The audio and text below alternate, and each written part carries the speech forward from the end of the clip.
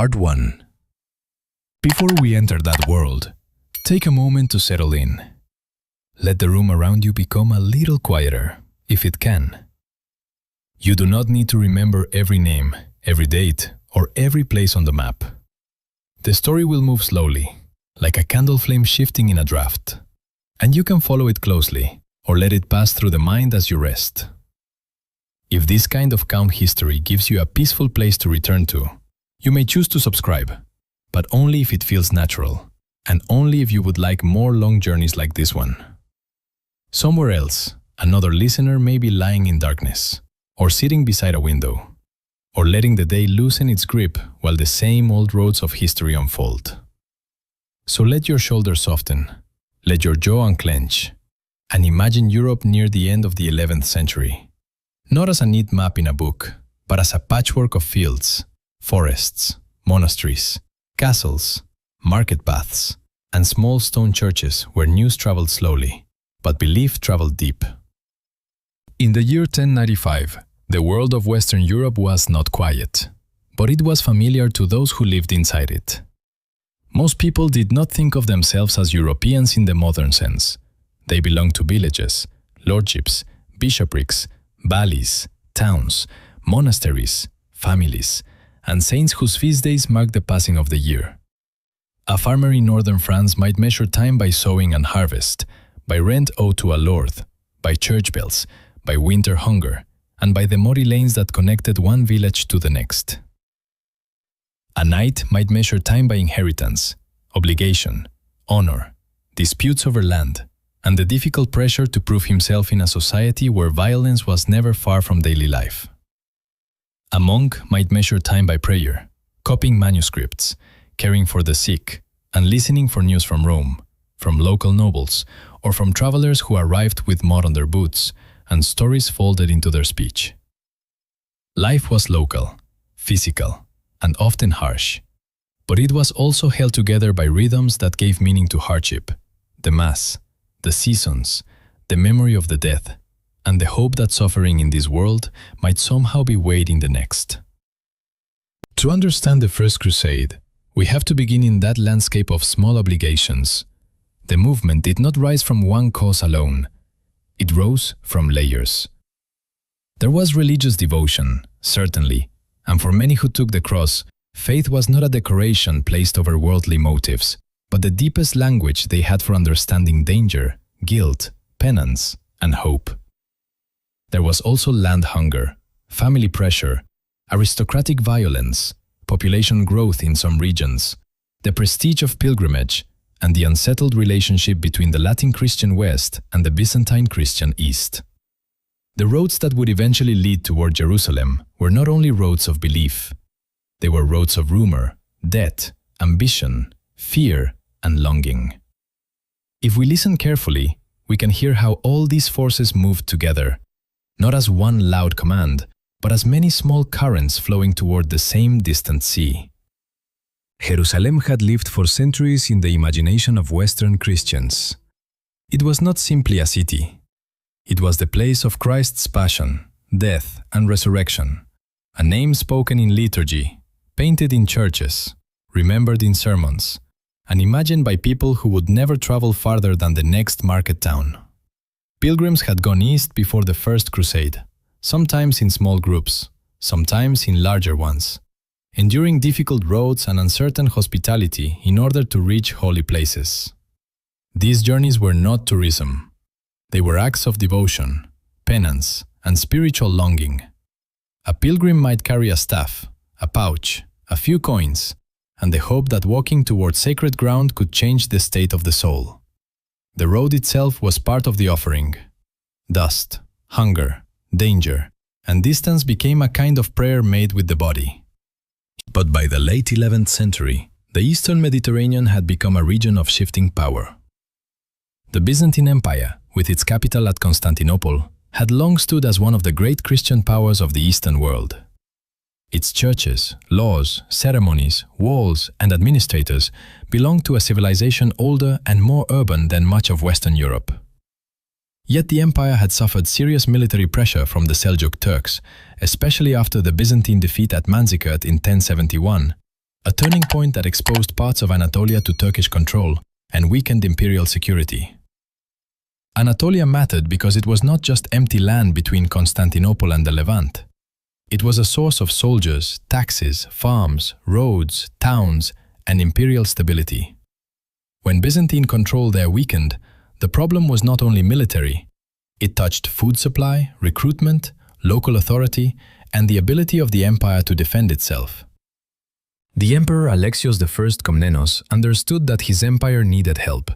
But the help he wanted was not necessarily the enormous movement that later arrived. He needed disciplined military support, trained fighters who could help recover lost territory and strengthen the eastern frontier.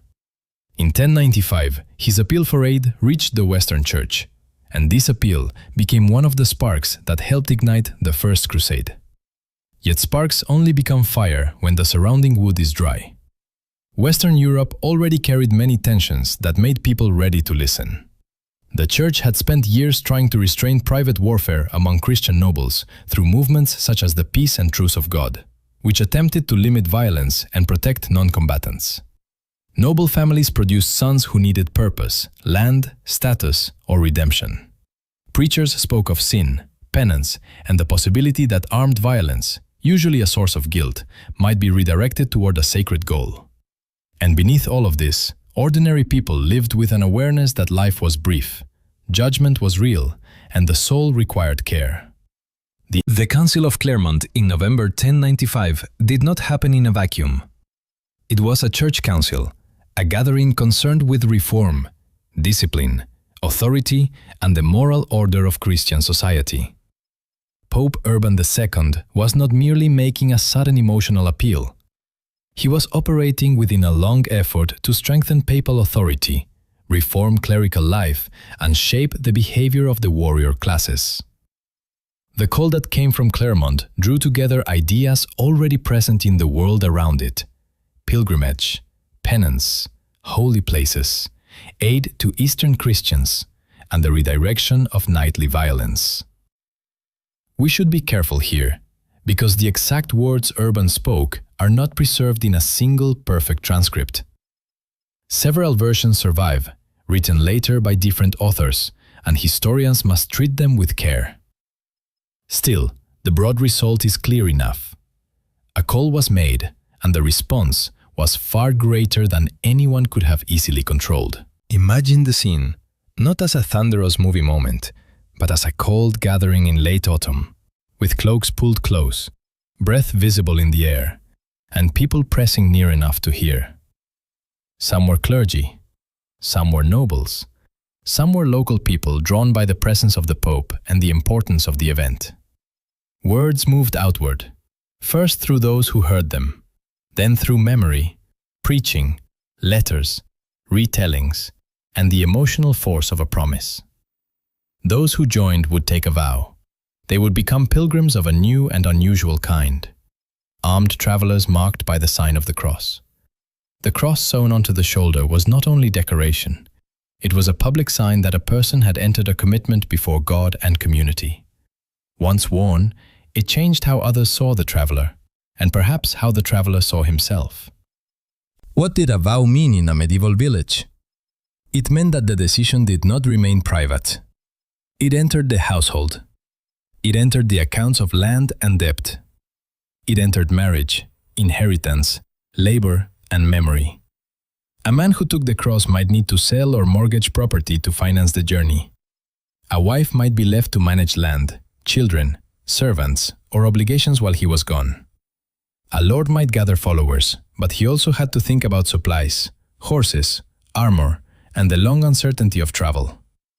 A poor pilgrim might have almost nothing except faith and momentum. In the weeks and months after Clermont, the call did not simply produce an army. It disturbed thousands of lives at the level of kitchens, barns, stables, chapel doors, and family conversations held late beside low fires. This is one reason the First Crusade cannot be understood only by naming its famous leaders. Yes, names like Godfrey of Bouillon, Raymond of Toulouse, Bohemond of Taranto, and Adhemar of Le Puy will matter later in our journey. They shaped decisions, carried authority, commanded men, and left marks on the campaign.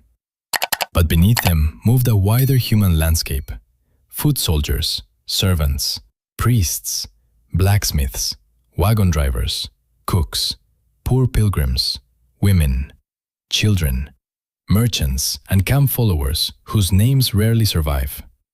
They walked through rain and dust. They waited outside city walls. They worried over bread, water, illness, animals, and the next stretch of road. For them, the crusade was not an abstract event called 1096 to 1099. It was sore feet, worn leather, crowded camps, unfamiliar languages, uncertain maps, and the constant effort to keep going. The road east also required imagination. Most people who began the journey did not understand the full distance. Medieval maps did not function like modern navigation tools, and knowledge of the route came through stories, clerical learning, merchant experience, older pilgrimage traditions, and guesswork. Jerusalem was spiritually near, but physically far. Between Western Europe and the Holy Land lay rivers, mountains, hostile territories, friendly territories that could become strained by hunger, and the immense presence of Constantinople, a city so large and sophisticated that many Western travelers would find it almost beyond comparison. The Crusaders were not moving through an empty stage built for their story. They were entering older worlds with their own politics, rivalries, memories, and fears. For the Byzantine emperor, the arrival of Western warriors would bring both hope and danger. He needed help against Turkish power, but large armed groups from the West were not easy tools to control. They came with their own leaders, customs, ambitions, and misunderstandings. Some Byzantines may have seen them as useful but rough. Some Westerners may have seen Byzantine caution as weakness or mistrust. This tension would matter greatly as the crusade moved through imperial territory. The First Crusade was therefore not simply Christians against Muslims, as later simplified memory often suggests. It was also a story of Latin Christians and Greek Christians trying uneasily to cooperate, of Muslim rulers divided by local rivalries, of cities defending themselves, of supply lines stretching thin, and of ordinary people caught between powers that claimed sacred purpose while still needing bread, horses, money, and water. Near the beginning, however, many who took the cross could not yet see those complications. They saw the sign, the vow, the sermon, and the imagined road. They may have pictured Jerusalem as a shining destination rather than a city embedded in the politics of the Eastern Mediterranean. They may have believed the journey would be difficult, but not understood the scale of hunger, disease, heat, siege warfare, and confusion that waited ahead. And perhaps this is one of the quiet truths of the First Crusade. History often begins with people stepping into a story smaller than the one they are actually entering. A vow made in a familiar churchyard could lead across half a continent. A sermon remembered imperfectly could reshape the lives of thousands. A city imagined in prayer could become the endpoint of an armed pilgrimage no single person fully controlled. As we pause here, still near the beginning, the movement has not yet reached Constantinople. The great sieges have not begun. Nicaea, Dorylaeum, Antioch, and Jerusalem still wait in the distance like names written faintly on the edge of a map. For now, there is only the call spreading outward, from Clermont into towns, castles, monasteries, and fields, gathering force as it travels. Somewhere, a needle passes through cloth, fastening across to a shoulder.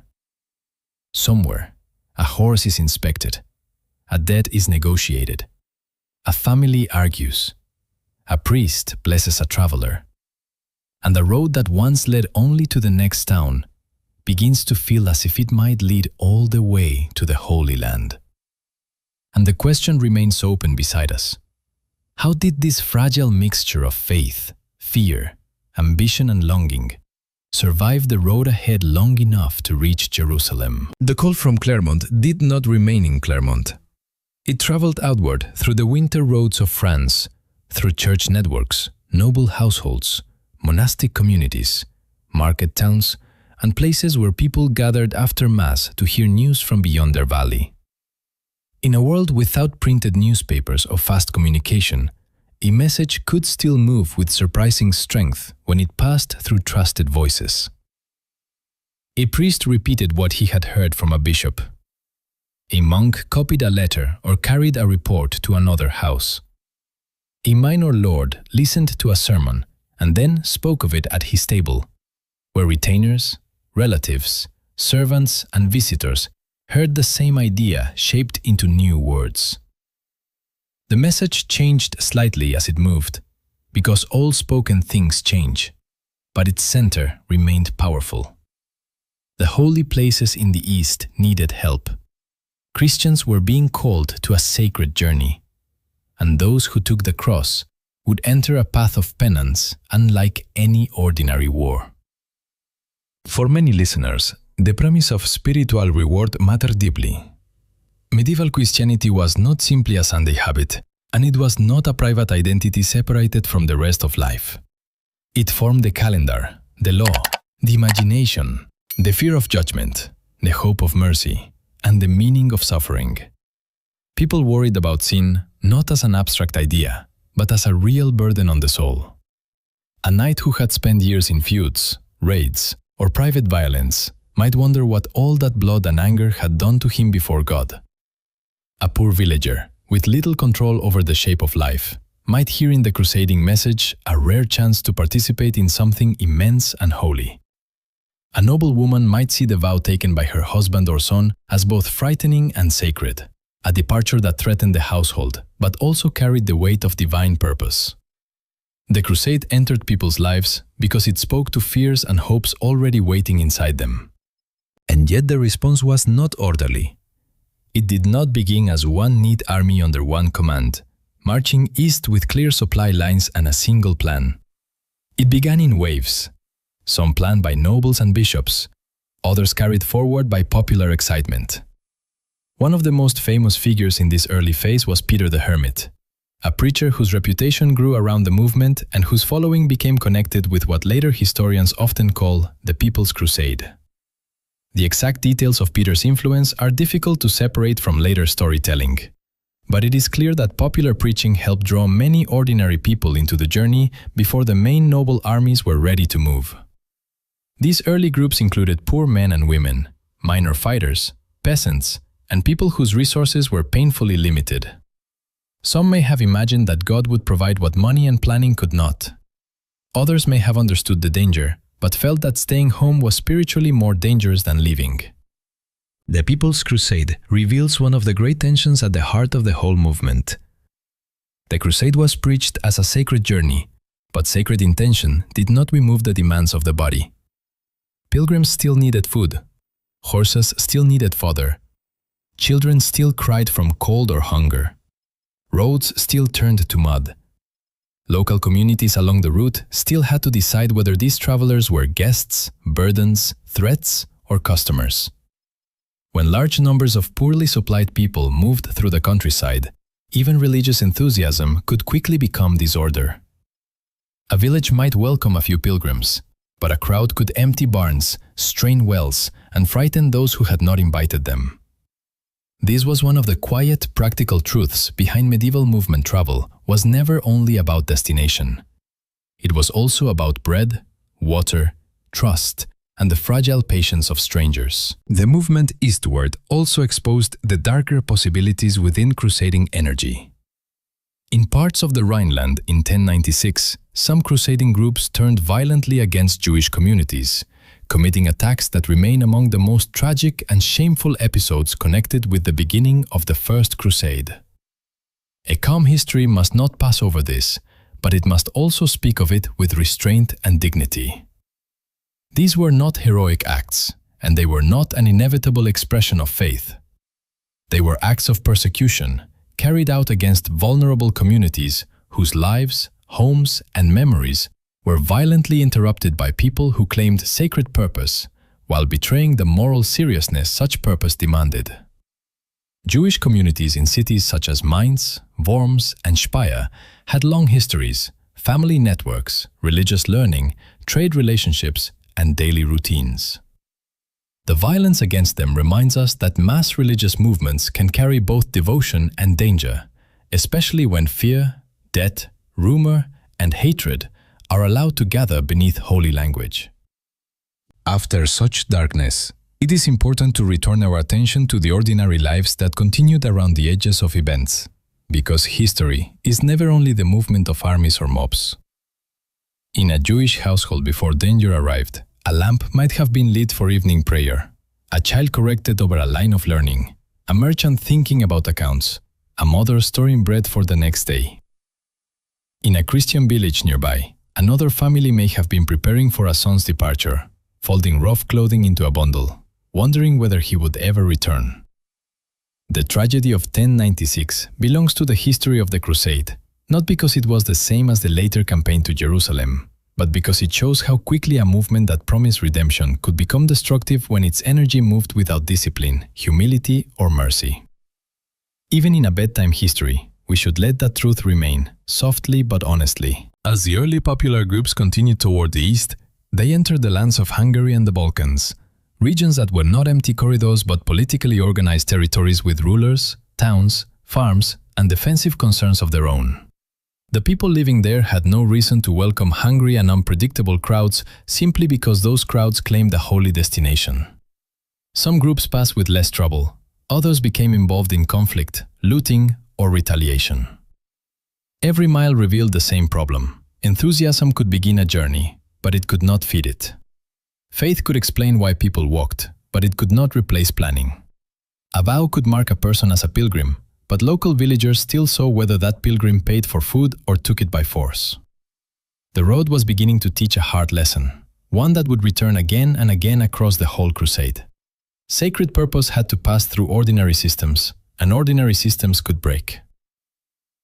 The destination before the Holy Land was Constantinople.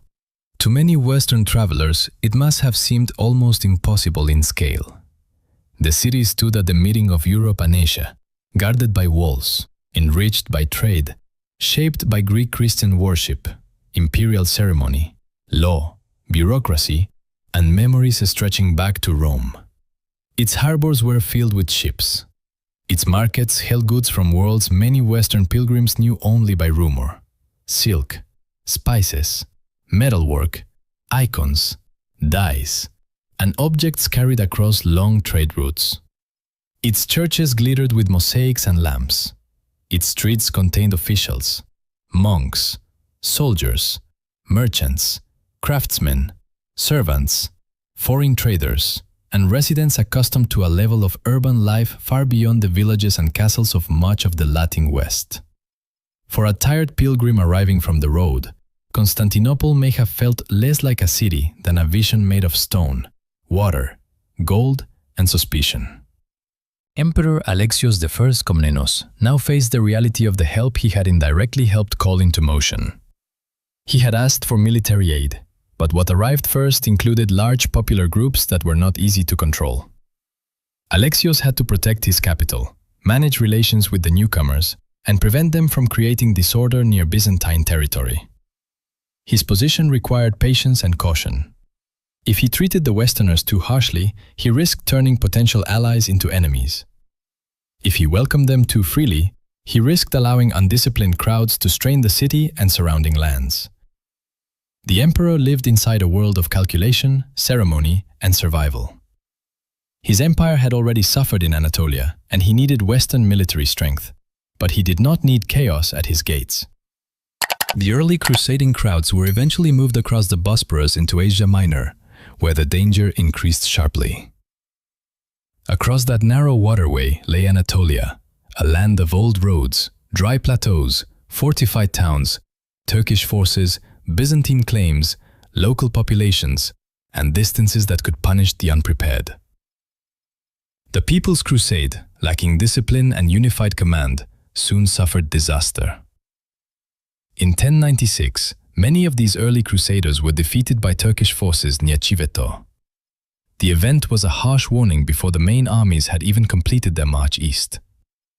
It showed that courage without organization could vanish quickly in unfamiliar terrain. It showed that the road to Jerusalem would not open simply because people believed it should. And it showed Emperor Alexios, perhaps more clearly than ever, that the Western movement was both a possible instrument and a serious risk.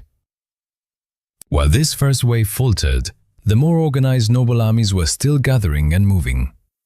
These were not modern national armies, but feudal forces arranged around great lords, kinship ties, vassalage, household knights, infantry, clergy, and support personnel. Different contingents came by different routes. Raymond of Toulouse, one of the wealthiest and most powerful leaders, traveled with a large southern French force and the papal legate Adhémar of Le Puy, whose presence gave the crusade an important spiritual and diplomatic center. Godfrey of Bouillon came from the region of Lower Lorraine, a figure later remembered with great reverence, though in the moment he was one leader among several. Bohemond of Taranto, from the Norman world of southern Italy, brought military skill, ambition, and experience fighting Byzantines as well as others. These men did not form a perfectly united brotherhood. They carried rivalries, pride, practical concerns, and different expectations of what the crusade might bring. Their followers carried other concerns. A mounted knight needed armor, weapons, horses, grooms, and money. Horses were expensive and vulnerable, and losing one could change a fighter's status and usefulness almost instantly. Foot soldiers needed shoes, food, and weapons that could survive months of wear. Priests carried relics, prayers, and the authority to remind the army what it claimed to be. Women traveled too, though the records often make them less visible. Some were noble women, connected to leading households. Others were servants, wives, poor pilgrims, or camp followers. Their labor mattered: cooking, washing, nursing, repairing, bargaining, tending animals, and maintaining the basic conditions of life that formal chronicles often ignore. An army on pilgrimage was still a moving human settlement, with all the mess, vulnerability, and routine that settlement required. As these armies approached Constantinople, the relationship between Western leaders and Alexios became one of the crucial questions of the crusade. The emperor wanted oaths. He wanted the crusader leaders to promise that lands formerly belonging to the Byzantine Empire, if recovered, would be returned to him. From the Byzantine perspective, this was reasonable. The Westerners were coming, at least partly, in response to an appeal for aid. Much of Anatolia had been imperial territory before Turkish advances. But from the perspective of some crusading leaders, the matter was more complicated. They had traveled far, spent heavily, risked their lives, and commanded men who expected reward, honor, or at least survival. Swearing loyalty to a Greek emperor whose customs and politics they did not fully understand may have felt uncomfortable. Yet refusing him could close the road ahead. Here we can feel the crusade becoming more than a religious journey. It was also diplomacy under pressure. It was language filtered through interpreters, ceremonies loaded with different meanings, and leaders trying to secure advantage without breaking the larger movement apart. Alexios used gifts, persuasion, pressure, and imperial authority. Some leaders swore more readily than others. Some may have interpreted their promises differently from how the emperor understood them. The tension did not immediately destroy cooperation, but it planted seeds of distrust. Later, when hardship deepened and expectations clashed, memories of these oaths would matter. For now, the Crusaders needed Byzantine guidance, supplies, and passage. Alexios needed them to fight in ways that served imperial recovery rather than uncontrolled Western conquest. The Constantinople itself became a mirror in which the Westerners and Byzantines saw each other uneasily. To the Crusaders, the city may have seemed wealthy, beautiful, and perhaps overly cautious. To Byzantines, the Crusaders may have seemed brave, useful, rough, unstable, and dangerously hungry for land. Both impressions contained partial truth and partial misunderstanding. The Latin West and Greek East shared Christian roots, but centuries of linguistic, political, liturgical, and cultural difference have created distance. The formal split between Rome and Constantinople in 1054 was part of that wider estrangement, though ordinary relations remained complex. The First Crusade forced these worlds into cooperation at a moment when neither side fully trusted the other. The road to Jerusalem would pass through that mistrust. And still, beneath the councils and oaths, ordinary people waited. They camped near a city whose walls seemed to hold an older kind of power. They watched ships cross the Bosporus. They heard languages they did not understand. They smelled harbor tar, smoke, unfamiliar spices, horse sweat, and damp wool drying after rain. Some may have been frightened by the scale of the journey still ahead. Others may have felt reassured, thinking that if such a city stood with them, perhaps the road could be survived. At night, fires would have burned outside the imperial capital, and voices would have lowered as people spoke of home, of Jerusalem, of the dead already lost along the way, and of the lands across the water where the real test would begin. This is where our second part settles for now, at the edge of Asia Minor. With the failed early wave behind us, the noble armies gathering into an easy cooperation, and Constantinople standing like a jeweled gate between promise and hardship. The movement that began with preaching in the West has now reached an older empire, and the Crusaders must learn that faith alone will not carry them through mountains, heat, hunger, and enemy territory. The central question remains beside us, quieter but heavier. How could such a mixed, fragile, suspicious, and hungry movement survive long enough to reach Jerusalem? The next part of the answer will not come from sermons or vows. It will come from roads, sieges, broken horses, dusty armor, and the first major test at Nicaea. To cross from Constantinople into Asia Minor was to leave one kind of uncertainty for another. Behind the Crusaders stood the great imperial city, with its walls, harbors, palaces, churches, officials, and uneasy promises. Ahead of them lay Anatolia, a landscape that did not belong fully to the imagination of Western Europe or to the plans of any single commander. It was a wide and difficult world of old Roman roads, dry uplands, river valleys, fortified towns, ruined farms, local populations, Turkish horsemen, Byzantine claims, and spaces where authority had become blurred by years of conflict. The Crusaders were not stepping into a simple corridor toward Jerusalem. They were entering a frontier where maps, loyalties, and supplies could change from one valley to the next. And now the question that had followed them from Clermont began to take on a more practical shape. Could a movement born from vows and sermons learn quickly enough to survive geography? The first major objective was Nicaea, a city of deep symbolic and strategic importance. It stood not far from Constantinople, close enough to threaten Byzantine security if held by hostile forces, and important enough that Alexios wanted it restored to imperial control. Nicaea was also remembered in Christian history because an earlier church council had met there in the 4th century, long before the Crusaders arrived, when bishops gathered to debate doctrine and define belief in ways that would echo across centuries. But for the men and women approaching it in 1097, Nicaea was not only a name from sacred memory, it was a walled city, defended, supplied, and difficult to take. Its stones did not yield to prayers alone. Siege warfare required patience, engineering, coordination, and a steady supply of food and water, and these were exactly the kinds of practical demands that tested whether the crusade could become more than a mass of armed pilgrims. A medieval siege was not usually a single dramatic assault. It was a slow contest between endurance and pressure. The attackers surrounded, waited, cut off routes, built machines, dug, guarded, negotiated, prayed, argued, and watched the defenders watching them from the walls. Days could become weeks, and the body felt every delay. Bread grew scarce, animals weakened, tempers sharpened.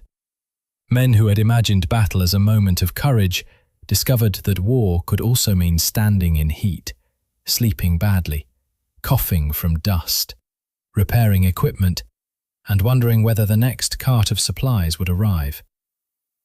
The city itself became a kind of silent opponent, not charging or shouting, but simply remaining closed. Every wall asked the same quiet question. How long can you stay? At Nicaea, Byzantine support mattered. Alexios provided assistance, including boats that could be moved to help control access from the lake beside the city. This detail is important because it shows how deeply the Crusaders depended on systems beyond their own courage. The siege was not won only by knights with swords, but by logistics, transport, local knowledge, engineering, and the emperor's resources. When Nicaea eventually surrendered in June 1097, it surrendered to the Byzantines, not directly to the Crusaders. And this created frustration among some Westerners who had expected plunder after the hardship of siege. From the Byzantine point of view, the arrangement made sense. Nicaea had been an imperial city, and Alexios wanted it back intact. From the Crusader point of view, the result could feel like labor without reward. Already, the alliance was working and fraying at the same time. This moment near Nicaea is one of those places where history becomes more understandable if we step away from the leaders and notice the ordinary camp. Imagine a man who had marched for months, carrying a shield that had grown heavier with every mile, hearing that the city had surrendered, but that he would not enter it freely. Imagine a servant who had spent the siege hauling water, mending straps, searching for firewood, and sleeping on hard ground, now watching the gates open under Byzantine control. Imagine a priest trying to remind exhausted people that their true goal was Jerusalem, not the goods inside Nicaea's houses. The crusade had to keep moving, but every disappointment left a trace. Faith could explain sacrifice, but people still felt hunger, resentment, and the need to see some sign that their suffering had meaning. After Nicaea, the Crusaders moved deeper into Anatolia, and the land itself became a more powerful force in the story.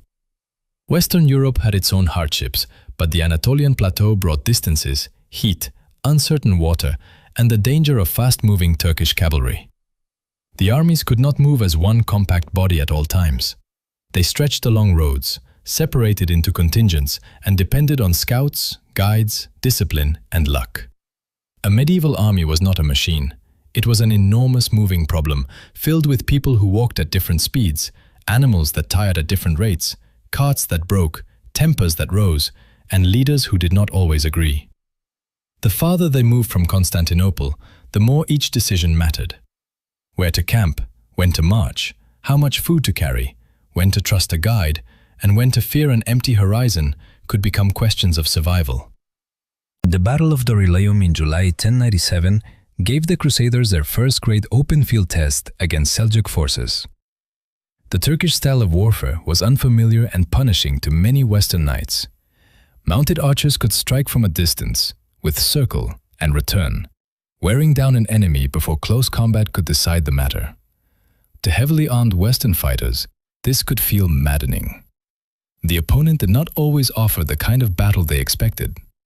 Instead of a single collision of cavalry, there was movement, dust, arrows, confusion, and the strain of holding together under pressure.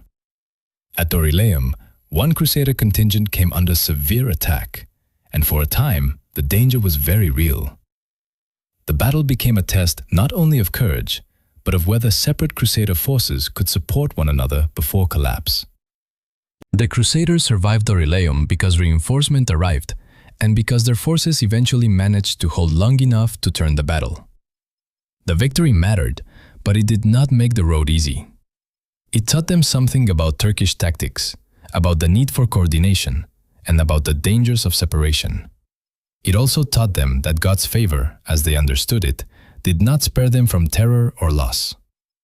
Men died, horses fell, arrows struck armor, cloth, skin, and animals.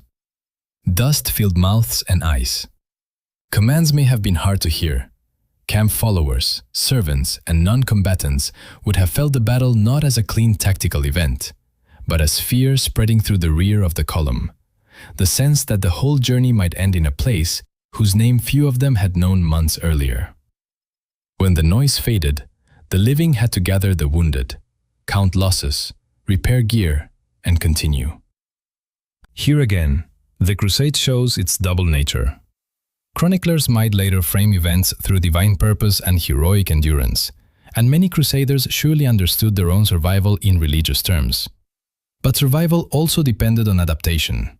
They had to learn how to move through land where the enemy could appear suddenly and vanish before a full response. They had to guard their water. They had to protect the slow parts of the army. They had to listen to people who understood the region better than they did. They had to accept that the road to Jerusalem was not a straight devotional path, but a series of local problems, each demanding attention. A torn saddle strap, a lost pack animal, a poisoned well, a missed signal, or a rumor of enemy movement could matter as much as a noble speech. The journey across Anatolia after Dovileum was brutal in ways that do not need to be made graphic to be understood. Heat pressed on armor and wool. Water became precious. Horses, so essential to knightly warfare and noble identity, suffered terribly when fodder was scarce. Without horses, mounted warriors became less mobile, less prestigious, and less effective. Some knights may have had to walk, leading or mourning animals that had carried their status as much as their bodies. The poor suffered too, though they had less to lose in equipment and more to lose in strength. A hungry army is not only weaker in battle, it becomes harder to govern. Small disputes grow sharper, promises feel thinner. The imagination narrows around the next drink, the next mouthful, the next patch of shade. And yet ordinary life continued even inside hardship. Someone still baked rough bread when grain could be found. Someone still patched clothing by firelight. Someone still whispered prayers before sleeping. Someone still checked a child's fever, tightened a belt, cleaned a blade, or tried to remember the sound of home. The crusade was becoming a moving society of exhaustion. Its people carried not only weapons and crosses, but routines. They made camps, broke camps, cooked, washed, buried, bartered, sang, argued, confessed, and kept moving. This is important because long historical journeys are never made only of turning points. They are made of repetitions. One morning after another, one hill after another, one fear after another slowly becoming familiar. As the Crusaders pushed onward, they also encountered Armenian Christian communities in parts of the region, especially as they moved towards Cilicia and northern Syria. These communities belonged to their own histories, languages, churches, local politics, and survival strategies. For Western Crusaders, meeting Eastern Christians could confirm the idea that they were entering a broader Christian world under pressure, but it also complicated simple assumptions. Not all Christians worshipped in the same language or followed the same customs. Not all local alliances were purely religious. Armenian leaders, Byzantine officials, local Muslim rulers, Turkish forces, and Crusader nobles all operated within a shifting landscape of opportunity and danger. The road east was becoming a web, and the Crusaders had to move through it carefully, even when they did not fully understand it. This broader political world mattered because the Muslim Near East was not unified under one command during the First Crusade.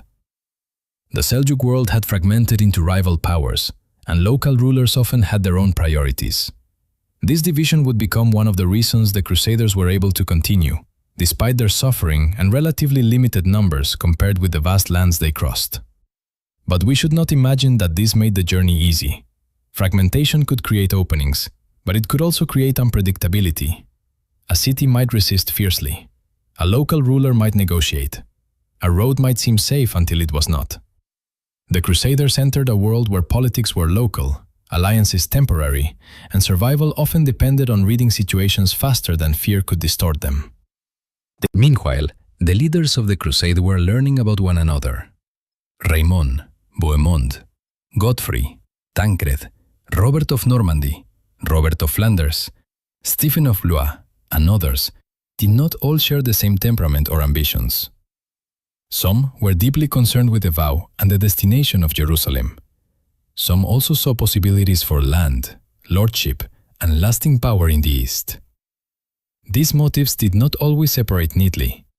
A man could believe sincerely in the sacred journey and still desire territory. He could pray before battle and still bargain sharply over a captured city. He could speak of Jerusalem while noticing the strategic value of Antioch.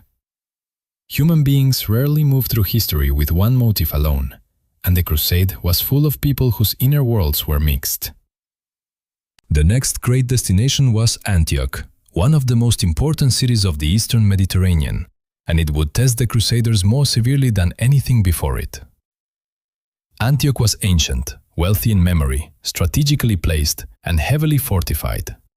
It guarded routes between Anatolia, Syria, and the broader Levant. To reach Jerusalem, the Crusaders could not simply ignore it. But to take it would require endurance on a scale that many of them may not have imagined when they first sewed crosses onto their clothing. Antioch would become not just a siege, but a long season of hunger, fear, argument, desertion, diplomacy, and strange hope. It would reveal the strengths and weaknesses of the crusading movement more clearly than any earlier event. Before Antioch, however, the road itself had already changed the people walking it. They were no longer the same pilgrims who had listened to sermons in the West. They had seen Constantinople. They had watched Nicaea surrender. They had survived Dorylaeum. They had learned the punishment of heat, distance, and thirst. They had discovered that the East was not a single enemy or a single landscape, but a layered world of empires, towns, churches, rulers, languages, and roads. They had also learned that their own movement was fragile. It could be lifted by faith, but weakened by hunger. It could be united by a vow, but divided by pride. It could win battles, yet still wonder whether it would survive the next march. As evening falls over this part of the journey, imagine the Crusader camp somewhere on the road toward northern Syria. The light is low, and the ground still holds the warmth of the day. Horses shift uneasily near picket lines. A cook fire smokes under a dented pot. A priest murmurs a prayer for those who have died since leaving home. A nobleman studies the route ahead while trying not to show how little certainty he has. A poor pilgrim lies under a rough cloak, too tired to speak, listening to the small sounds of thousands of people settling into another uncertain night. Far ahead waits Antioch, with its walls and towers, and beyond, Antioch waits the road south toward Jerusalem. But for now, the answer to our central question has become clearer. In one way, the crusade survived not because it was simple, but because, again and again, it adapted just enough to keep moving. Antioch waited ahead like a great stone question. It was not only a city on the road to Jerusalem, it was one of the ancient centers of the Eastern Mediterranean, a place layered with Roman memory, Christian tradition, trade, fortification, and political importance. Its walls stretched over difficult ground, climbing slopes and enclosing a city that could not be taken by simple enthusiasm. For the Crusaders, Antioch became the place where the dream of the Holy Land slowed almost to stillness. The movement that had survived Clermont, Constantinople, Nicaea, Dorylaeum, and the long crossing of Anatolia now had to learn a different kind of endurance. A march tests the feet, the lungs, the animals, and the will to continue. A siege tests time itself, asking whether a person can keep believing when every morning looks almost the same as the morning before. The siege began in October 1097, and it would last for months. The Crusaders surrounded Antioch, but they were not strong enough to seal it perfectly at first. And this meant the city could still receive some supplies while the besiegers themselves struggled. This was one of the cruel ironies of medieval siege warfare. The army outside the walls could suffer as much as, or more than, the people inside. Winter came. Food ran low. Horses weakened and died. The surrounding countryside could not feed such a large force indefinitely, and foraging parties had to go farther and farther from camp, sometimes returning with little, sometimes meeting danger. The Crusaders had come to liberate holy places, but near Antioch, many found themselves thinking less about distant Jerusalem and more about whether there would be bread before nightfall. Hunger changed the atmosphere of the army. It made every decision heavier. A noble might still speak of sacred purpose, but his men watched the supply carts and counted the animals. A poor pilgrim might still pray toward the east, but prayer did not stop the stomach from tightening. Servants searched for anything usable. Merchants raised prices when goods became scarce. Arguments over food, money, and leadership grew sharper because hardship narrows patience. Some crusaders deserted. Others tried to leave and were shamed or forced back. The records tell us of suffering, but even when they do not give every private detail, we can understand the shape of it. Cold rain, muddy ground, smoke from damp fires, thin soup, patched clothing, and the heavy silence of people trying not to admit how afraid they had become. The city itself seemed to endure.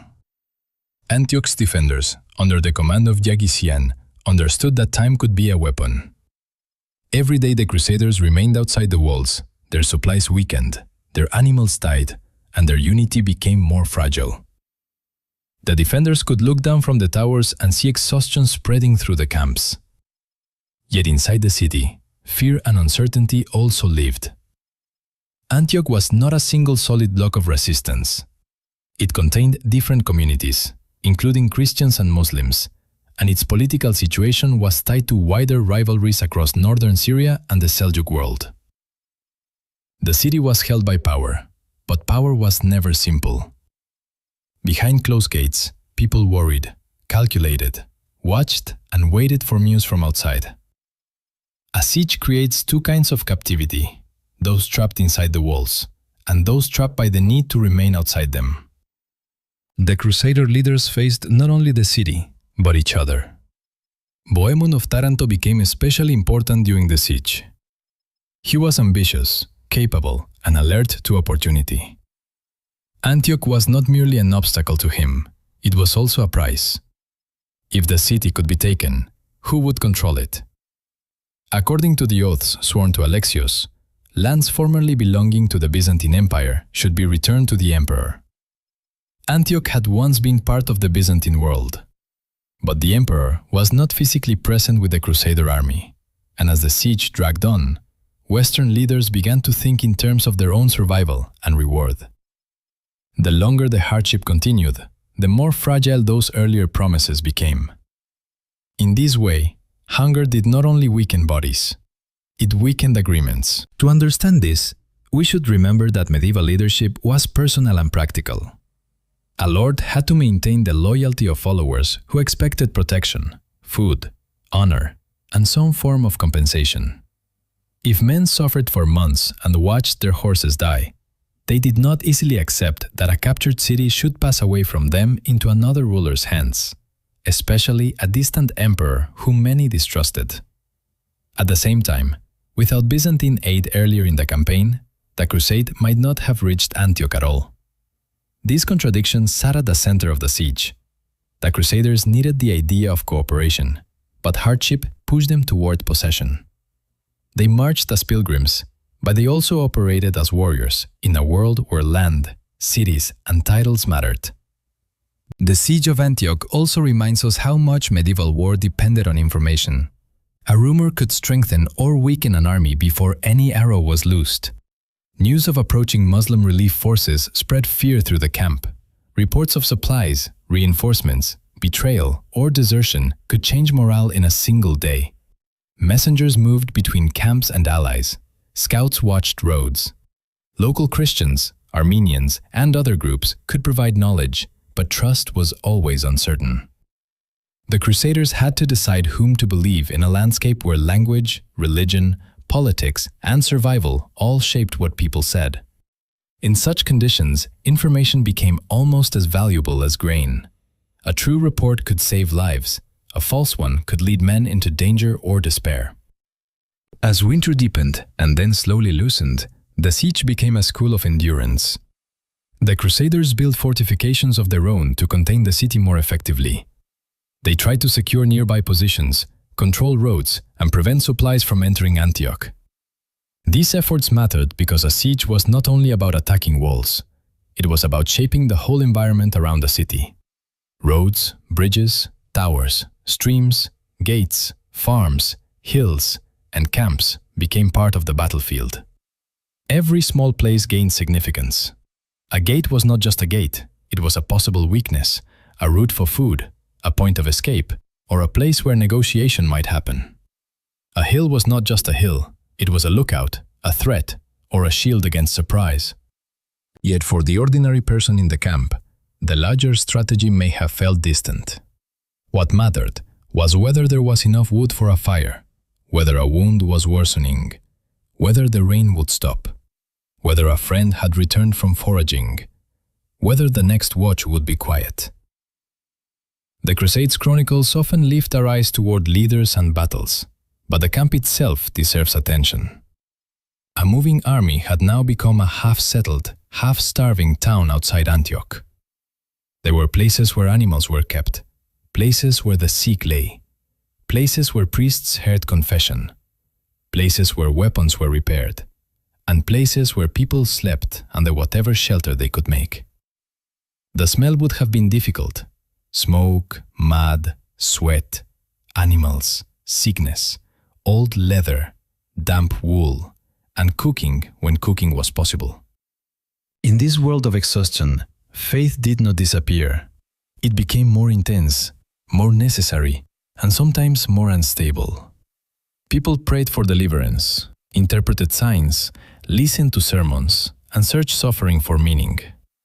Medieval people did not usually divide the material and spiritual worlds the way modern people often do. A shortage of bread, an unexpected victory, a disease, a storm, a dream, or a rumor could all be read within a religious frame. This does not mean they were foolish. It means they lived in a universe where God, saints, sin, penance, and providence were woven into the fabric of explanation. At Antioch, that way of seeing the world helped some endure, but it also meant that fear and hope could rise quickly around visions, relics, and signs. By June of 1098, after many months, the Crusaders found a way into Antioch through betrayal from within. A tower commander, often identified in the sources as Firuz, opened access to part of the defenses after dealings with Bohemond. The exact details are shaped by the chroniclers who preserved them, but the broad outcome is clear. The city was entered, and the defenders were overcome. For the Crusaders, this was a moment of relief after unbearable strain. The walls that had resisted them for so long had finally been crossed. Yet the relief was brief. Almost immediately, they discovered that taking Antioch did not mean safety. A large Muslim relief army under Kerboja of Mosul was approaching, and soon the Crusaders who had been besieging the city found themselves trapped inside it. This reversal is one of the most dramatic and quietly devastating turns of the First Crusade. For months, Antioch's walls had been the barrier keeping the Crusaders out. Now those same walls enclosed them, and the pressure changed direction. They had captured a city, but not enough food, not enough security, and not enough certainty. The army was exhausted. Many horses were gone. Supplies were low. Kerboja's forces gathered outside, and the Crusaders faced the possibility that all their suffering had only carried them into a stone trap. It is here that the central question of our journey becomes almost fragile enough to break. How could this movement continue when victory itself had turned into another form of danger? Inside Antioch, morale sank. Some wanted to flee. Some had already deserted earlier, including important figures who lost credibility in later memory because they left during crisis. The absence of Emperor Alexios also became deeply significant. Alexios had moved with forces in support, but after receiving reports that the Crusader situation was hopeless, he turned back.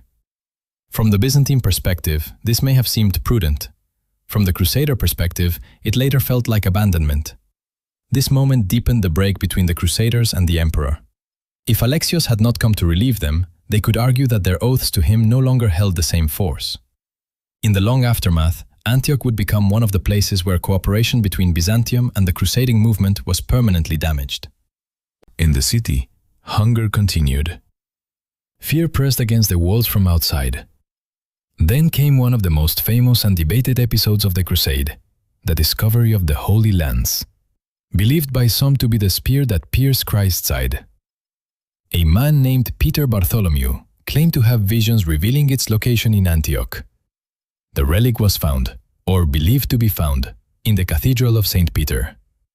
Historians have long debated this event, and even some people at the time were skeptical. What matters for our story is not only whether the object was authentic in a modern sense, but what the discovery did inside the emotional and spiritual atmosphere of the trapped army. To starving and frightened people, a sign of divine favor could restore the will to stand, when practical hope seemed nearly gone. This is one of those dim rooms where history and belief sit beside one another. A modern reader may ask whether the lance was truly what people claimed. A medieval crusader inside Antioch may have asked a different question. Why had God allowed this sign to appear now, at the edge of despair? The object became a focus for courage, controversy, and renewed identity. Some leaders accepted it, others doubted. But the story spread through the army, and in a place where morale could decide survival, belief had practical consequences. Hope can organize action. It can steady hands, quiet panic, and give exhausted people a reason to step out of a gate toward a stronger enemy. Whether we read the episode as miracle, mistake, manipulation, or desperate faith, we should not miss its human power. In late June 1098, the Crusaders marched out from Antioch to face Kerboga's army. By ordinary calculation, their situation was poor. They were weakened, hungry, and short of horses. Yet Kerboga's coalition was not as unified as it may have appeared. Rivalries and distrust among Muslim leaders affected the relief army, just as rivalries affected the Crusaders. The battle outside Antioch ended in Crusader victory, a result that astonished the participants and shaped the memory of the entire campaign. For the Crusaders, it seemed like confirmation that their journey remained under divine protection. For historians, the explanation includes morale, leadership, enemy disunity, timing, and the complexity of coalition warfare. Both levels mattered: what happened on the field and how the survivors understood what had happened. After the victory, Antioch did not simply become a stepping stone forgotten behind them. It became a political problem. Bohemond claimed the city, and the question of whether it should be returned to Byzantine control was effectively pushed aside. Raymond of Toulouse resisted Bohemond's claim for a time, and disputes over Antioch delayed the Crusade's movement south. Here again, the sacred journey became entangled with lordship. The army had survived one of the greatest crises of the campaign, but unity did not automatically follow. Men who had prayed together under threat could still quarrel over a city once the threat had passed. The First Crusade was never pure in the sense of being free from ambition. It was powerful because it held many motives together just long enough to keep moving, and dangerous because those motives never stopped pulling against one another. For ordinary crusaders, these disputes must have been wearing. They had not crossed so many lands simply to watch great lords argue over Antioch. Jerusalem remained the destination named in prayers and vows. Some grew impatient. Some wanted the leaders to leave politics behind and continue the pilgrimage. The army had suffered too much to let the journey end in northern Syria. At last, pressure to continue became too strong to ignore. The road south reopened, but the movement was smaller, thinner, and changed. The Crusaders who left Antioch were survivors of hunger, disease, battle, and disillusionment. They carried victory, but also loss. They had learned that even miracles, or what felt like miracles, did not remove the need to walk the next mile. As we let this part of the story settle, imagine Antioch after the great crisis has passed. The city walls still stand, catching the evening light. Camps that had once been full are quieter now. Somewhere, a broken piece of armor lies near trampled earth. Somewhere, a cook fire burns under a sky that has seen too many prayers rise from frightened mouths. The Crusaders have survived, but survival has not made them innocent, simple, or whole. It has only brought them closer to the final road. Jerusalem is still far enough to feel unreal, but near enough now that men and women begin to speak its name differently. Not as a dream from sermons in France, and not as a distant holy word learned in childhood, but as a place that might actually appear beyond the next sequence of roads, towns, hills, and decisions. After Antioch, the crusade moved south with the strange heaviness that follows survival. The men and women who continued were not beginning a fresh campaign. They were carrying the memory of everything that had already been spent. The dead left beside roads, the horses lost to hunger and heat, the arguments over oaths, the fear inside Antioch, and the astonishing relief of still being alive when so many reasonable expectations had suggested they would not be. The road to Jerusalem was now shorter than it had ever been, but it did not feel easy. Distance is not measured only in miles. It is measured in exhaustion, in the thinning of supplies, in the number of familiar faces no longer walking beside you, and in the private knowledge that even if the holy city were reached, no one could return to the person they had been when the journey began. The lands south of Antioch were not empty stretches waiting for the Crusaders to pass. They were filled with towns, fields, local rulers, fortified places, farmers, traders, religious communities, and political calculations. The Crusaders had to negotiate, threaten, besiege, bargain, and sometimes simply keep moving. Some local powers saw them as a danger to resist. Others saw them as a temporary force that could be managed, paid off, delayed, or used against rivals. This is one of the most important things to remember about the First Crusade. The road to Jerusalem passed through a Muslim world that was politically divided, and those divisions created openings. Yet those openings were never automatic. They still had to be walked through by hungry people with worn equipment, uncertain leadership, and an army that could not afford endless delay. The Crusaders also faced a question that had been present since the beginning, but now became more urgent. What exactly were they becoming? Were they pilgrims whose only goal was Jerusalem? Were they conquerors, building new lordships in the east? Were they servants of a Byzantine recovery that had already begun to fade from their minds? Were they penitents, warriors, settlers, or something not yet fully named? The answer was different depending on whom you asked. Bohemond had remained in Antioch to secure his claim there, showing that the crusade could produce new political ambitions as well as fulfill vows. Raymond of Toulouse continued south and remained one of the major figures pressing toward Jerusalem, though his own ambitions were also watched carefully by others. Godfrey of Bouillon, Robert of Normandy, Robert of Flanders, Tancred, and other leaders carried their own reputations, loyalties, and hopes.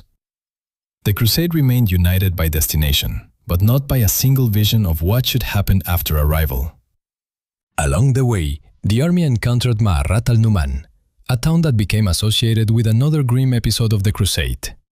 The siege and aftermath there revealed the extreme strain of hunger, desperation, and violence that had marked the campaign. A responsible telling should not dwell on horror for its own sake, but neither should it smooth the past into something gentler than it was.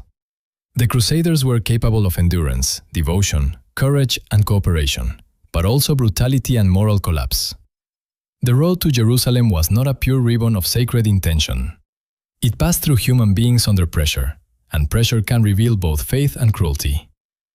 When later memory tried to shape the crusade into a simple story of victory, places like Ma'arat remained as shadows along the edge of that memory, reminders that holy language does not protect people from the consequences of hunger, fear, and dehumanization. After such moments, history asks us to slow down rather than look away. In a town before a siege, ordinary life has texture. Grain is stored, doors are repaired, children are called indoors, merchants count goods, and families listen for news beyond the walls. To those inside Ma'arat, the Crusaders were not symbols from a distant chronicle. They were an approaching danger. To Crusaders outside the town, the inhabitants were not always seen as full neighbors in a shared human world. And that failure of recognition is one of the oldest tragedies of war. Medieval chroniclers often wrote through the language of victory, punishment, and divine purpose. But beneath those words were bodies, households, fear, and survival. Even in a calm narration, we should let the silence of those ordinary lives remain present, like a lamp still burning in a room history did not fully record. The march south resumed, and the landscape gradually shifted toward the final approach. The Crusaders passed through coastal and inland routes where local politics shaped their movement. Some towns resisted. Others negotiated. The presence of fleets and coastal connections mattered, especially because supplies by sea could support operations in ways inland foraging could not. The Mediterranean was not merely a blue space beside the map. It was a road of ships, merchants, sailors, ports, weather, and strategic possibility. For a land army moving through difficult country, the sea could be a lifeline if friendly ships were available. The smell of salt air, the sound of gulls, and the sight of masts off the coast would have carried practical meaning: food, tools, reinforcements, news, and the possibility of continuing when inland resources failed. And still, the final road to Jerusalem was difficult in a different way. It was heavy with expectation. For years, the city had been the word that justified everything. Jerusalem had been named in sermons, whispered in prayers, imagined during hunger, and held before the army as the sacred destination that made suffering meaningful. But as the Crusaders came closer, the imagined city had to become a real one.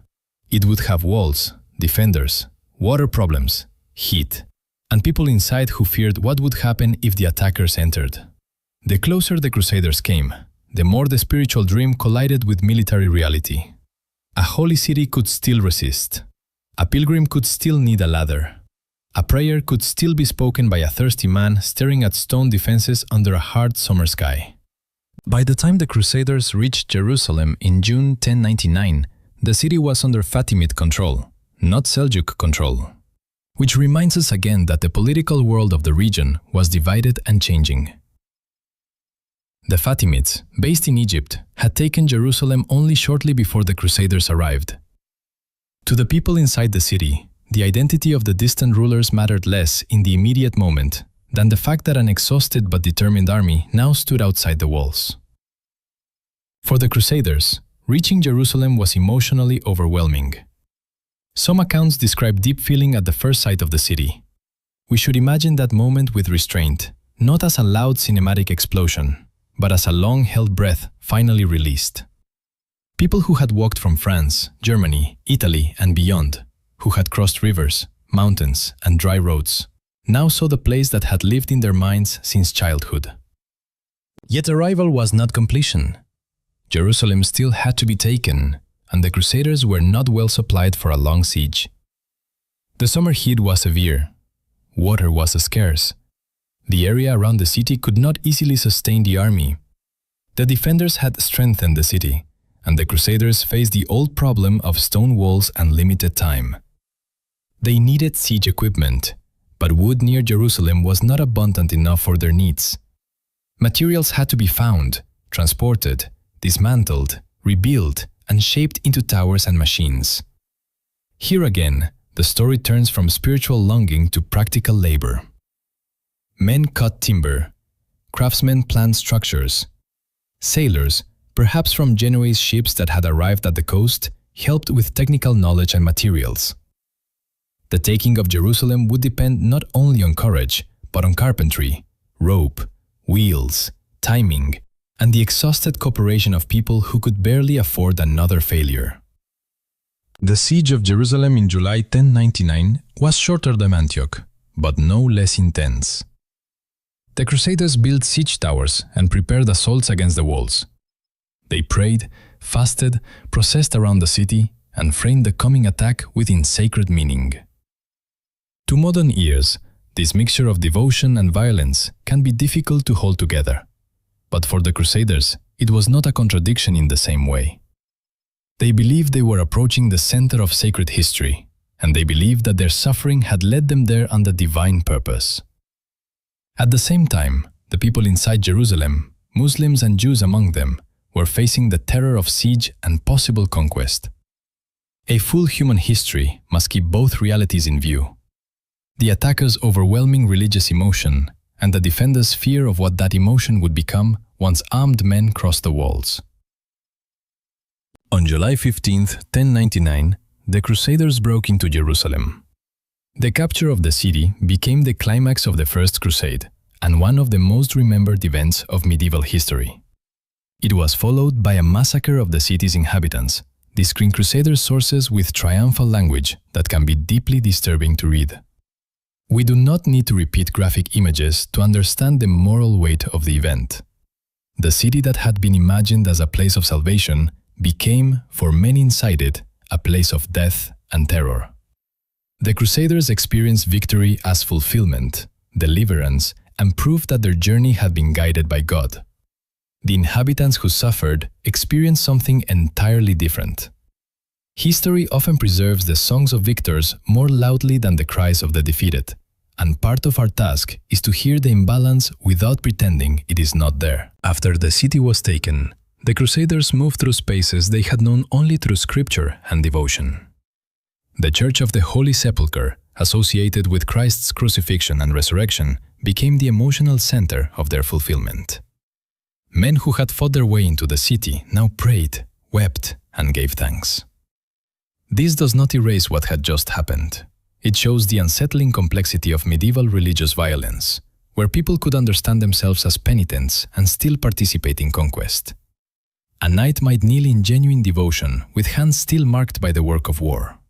A pilgrim might believe the soul had reached its promised destination while standing inside a city whose own residents had been shattered. The First Crusade forces us to hold that contradiction quietly, without simplifying it into either pure faith or pure greed. In the days after conquest, practical questions returned almost immediately. Who would rule Jerusalem? How would it be defended? How could a small victorious force hold a city far from Western Europe, surrounded by powers that would not simply accept its loss? Many crusaders had fulfilled their vows and wanted to go home. Others saw the need, or opportunity, to remain. Godfrey of Bouillon emerged as the first ruler of the new Latin settlement in Jerusalem, though he reportedly avoided the title of king, taking instead a form of authority often remembered as defender or advocate of the Holy Sepulchre. The exact political language mattered because Jerusalem was not just another captured city in Crusader imagination.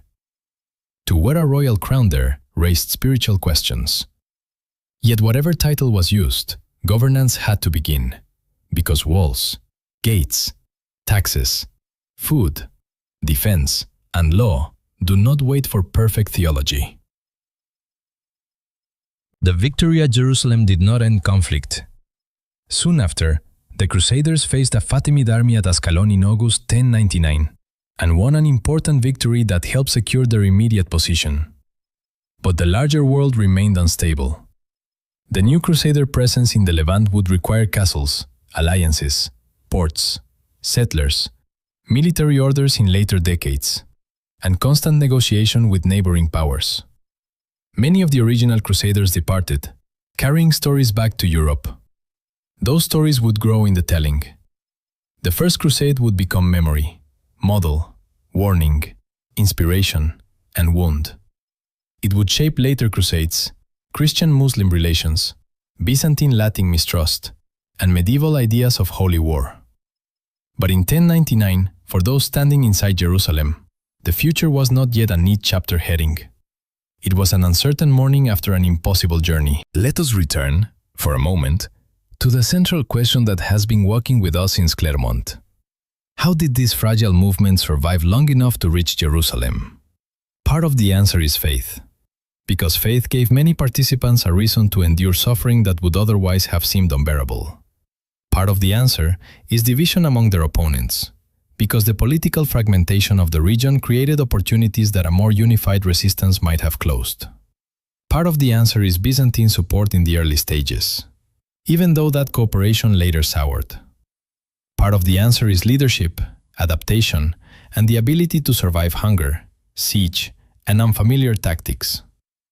But another part is simpler and more human. The Crusade survived because people kept taking the next step, even when the meaning of that step had become confused by exhaustion, ambition, fear, and loss. As this part comes to rest, Jerusalem has been reached, and the open question has begun to receive its answer. Yet the story is not finished, because reaching a place and understanding what that arrival means are not the same thing. The First Crusade succeeded in its immediate goal, but success carried consequences that would outlive nearly everyone who took part. It left behind new rulers, new wounds, new legends, and new patterns of conflict. It also left behind quieter traces, widows in Europe waiting for men who would never return, families hearing stories shaped by memory, Eastern communities adjusting to new powers, and roads that would be walked again by later armies with different hopes and fears. In the final part, we will let the noise of conquest fade and listen instead to what remained, the legacy, the memory, the unresolved meanings, and the way this journey settled into history, long after the last campfire burned low outside the walls. After Jerusalem was taken, the First Crusade became something different from the journey that had begun in Western Europe. Before 1099, the movement had been defined by distance, longing, hunger, vows, and the pull of a sacred destination still somewhere ahead. After 1099, it had to become a political reality. Walls had to be guarded, gates had to be controlled, food had to be supplied, laws had to be made or adapted. Local communities had to be governed by newcomers who did not fully understand the land they had entered. The Crusaders had reached the city that had lived in their prayers, but the city did not float above ordinary history. It stood under the sun, dependent on wells, roads, fields, taxes, alliances, and soldiers. The sacred destination had become a fragile frontier state. Many Crusaders did not remain in the East. For them, the vow had been fulfilled, and home called with a force that could not be ignored. Some had lands to reclaim, families to see, inheritances to defend, debts to answer, or simply bodies too worn by the journey to imagine staying. When they returned to Europe, they carried stories with them, and those stories became part of the Crusade's power. A man who had seen Jerusalem could speak with an authority others could only imagine. A pilgrim who had prayed at the Holy Sepulchre could return to a village changed in status, memory, and perhaps in his own mind. But not everyone returned. Some remained to defend and govern the new Latin presence in the Levant, and their decision opened a new chapter that stretched far beyond the original expedition. The new rulers in the East faced a difficult reality. Their numbers were limited, their position was exposed, and they were surrounded by older societies with deeper roots in the region. They needed ports, because sea routes could bring reinforcements and supplies from the Mediterranean. They needed castles, because stone could hold places where manpower was thin. They needed alliances, because survival often depended on local politics as much as military strength. They needed settlers, clergy, administrators, merchants, and armed men who could turn conquest into continuity. This was not the romantic ending of a pilgrimage. It was the beginning of a demanding political experiment, one that would become the Kingdom of Jerusalem and other Crusader states, each trying to survive inside a landscape of negotiation, conflict, and uneasy coexistence. For the people already living in the Levant, the arrival of the Crusaders was not an ending either. Muslim communities, Jewish communities, Eastern Christian communities, merchants, farmers, artisans, and local elites had to adjust to new rulers in some places, shifting borders in others, and continuing uncertainty across the region. Some people fled, some stayed, some negotiated, some paid taxes to new authorities while maintaining older habits of family, worship, trade, and labor. The great narratives of kings and armies can make it seem as if history changes all at once when a city falls. But daily life often changes unevenly. A market might reopen under a new banner. A field might still need harvesting. A mother might still wake before dawn to prepare bread. A craftsman might still mend a tool, even while listening carefully to the language of soldiers in the street. The legacy of the First Crusade was therefore not one thing. In Western Christian memory, it was often remembered as a miraculous success, proof that a holy vow, terrible hardship, and divine favor had carried an army across impossible distances. Songs, chronicles, sermons, and family stories preserved its heroes, its sufferings, and its triumph. Men who had once been merely local nobles could become figures of legend. Godfrey of Bouillon, in particular, grew in later imagination as an ideal Christian warrior, though the real man, like all people in history, was more complicated than legend allows. The Crusade gave Western Europe a powerful model of armed pilgrimage, and that model would not remain still. It would be preached again, reshaped again, and sent toward new destinations, with new armies and new expectations. In Muslim memory, the First Crusade had a different meaning. At first, the arrival of the Crusaders did not produce a single unified response across the Islamic world. Local rulers had their own rivalries, and the political divisions of the region helped the Crusaders succeed. But over time, the presence of the Crusader states and the memory of Jerusalem's loss helped shape new forms of resistance, leadership, and religious political language. Later figures would look back on the events of 1099 not as a miraculous fulfillment, but as a wound, an occupation, and a challenge that demanded response. History often becomes most powerful, not immediately, but after memory has had time to gather around it. The First Crusade planted memories that would grow in different directions, depending on who carried them. For Byzantium, the legacy was also complicated.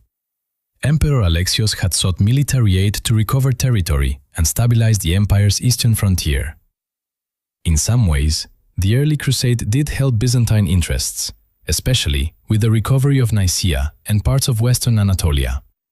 But the longer-term consequences were mixed and often damaging.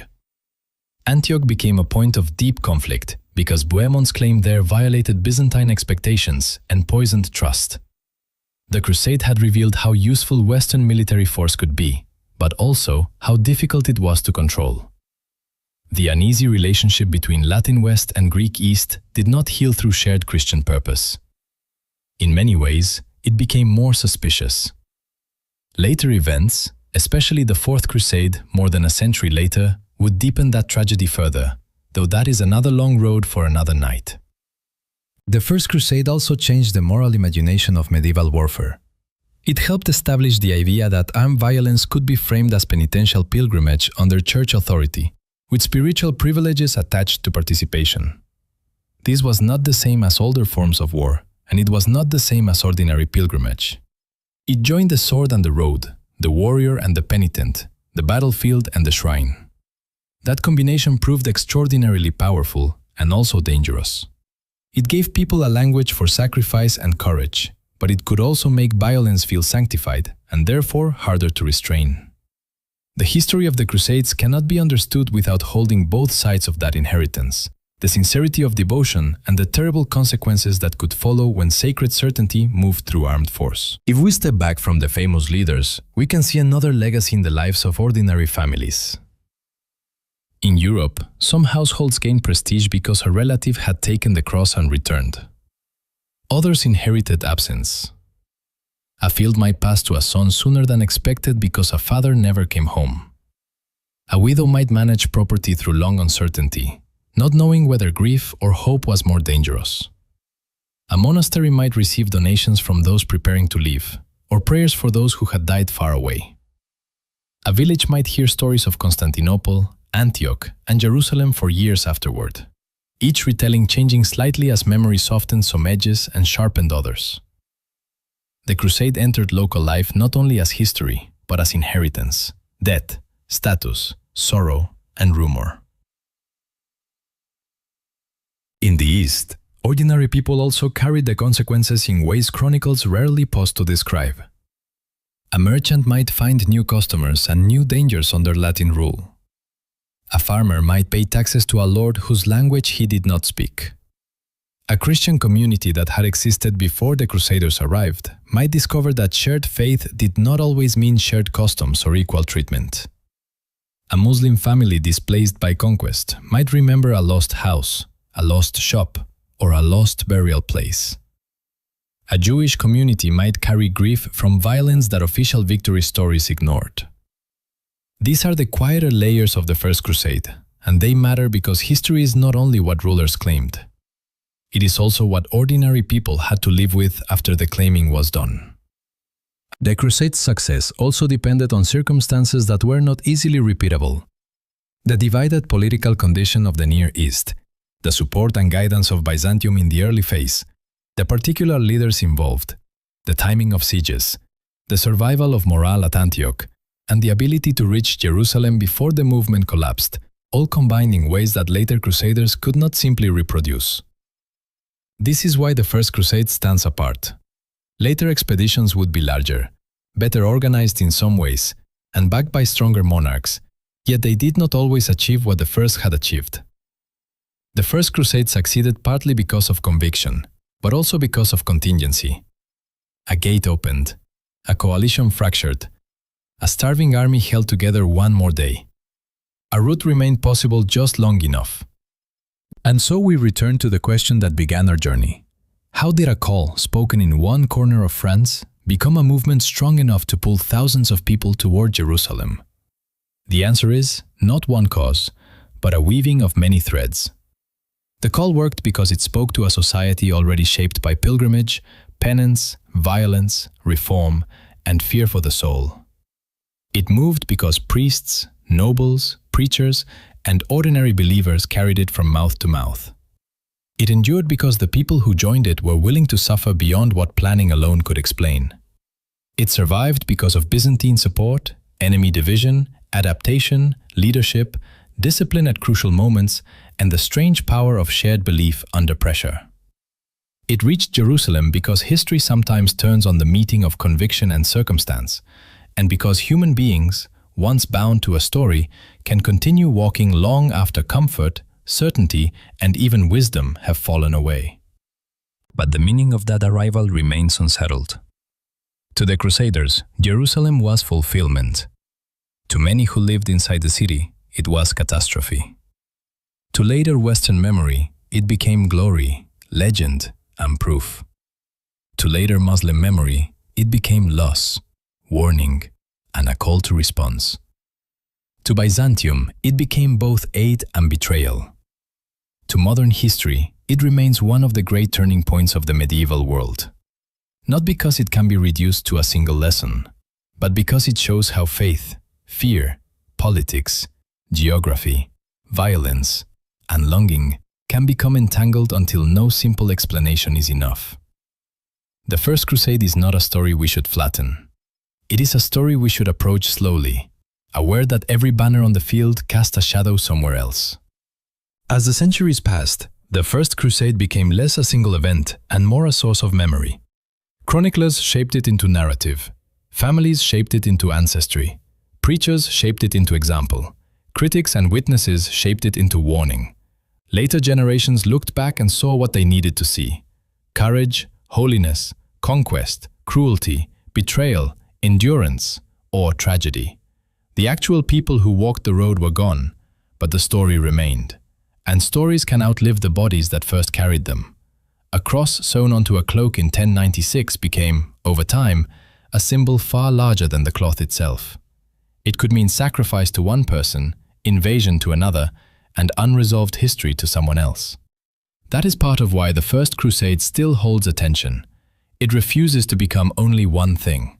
Now, as we let the story begin to quiet, imagine the roads after the armies have passed. The dust settles slowly. A broken cartwheel lies near the edge of a track. Grass returns around old campsites. In a village in France, someone listens for footsteps that will never come. In Constantinople, an official records another matter of trade or taxation, while memory of the Western armies lingers uneasily. In Antioch, new rulers try to make permanence out of a victory born from hunger and betrayal. In Jerusalem, prayers rise in different languages, some welcomed by power, others pushed into silence. Beyond the walls, the hills remain under the same sun, and the evening wind moves over stone as it did before any army arrived. You do not need to hold every date in your mind now. You do not need to remember every leader, every siege, or every road. It is enough to remember the shape of the journey, a voice in France, a cross sewn into cloth, the long road to Constantinople, the heat of Anatolia, the walls of Antioch, the final approach to Jerusalem, and the heavy legacy that followed. History often feels vast because it is made from forces larger than any one life. But it is also made from small human gestures, fastening a cloak, filling a water skin, lighting a candle, opening a gate, whispering a prayer, taking one more step when the road ahead has become impossible to understand. So let the First Crusade settle not as a simple tale of victory or defeat, but as a long medieval passage through belief, fear, endurance, and consequence. Let the noise of armies fade into the softer sounds beneath history, the creak of a ship in harbor, the low murmur of prayer in a stone church, the scrape of a pen across parchment, the breathing of tired travelers under a night sky far from home. The people who made this journey are gone, and the world they knew has changed beyond recognition. But the questions they leave behind remain close to us. What can faith make people endure? What can fear make people justify? What happens when a sacred dream enters the hard ground of politics, hunger, and power? The answers are not always peaceful, but we can meet them calmly, with open eyes and a quiet room around us. And now, as the story comes to rest, allow yourself to return to the present. Let the map fold closed. Let the roads darken. Let the walls of Jerusalem, Antioch, Nicaea, and Constantinople become distant silhouettes in the mind. There is nothing more you need to solve tonight. The old voices can grow softer. The candle can burn lower. The past has spoken for a while, and now it can settle back into stillness. May your breathing slow. May your thoughts loosen, and may the long road of history become only a quiet path leading you gently toward rest.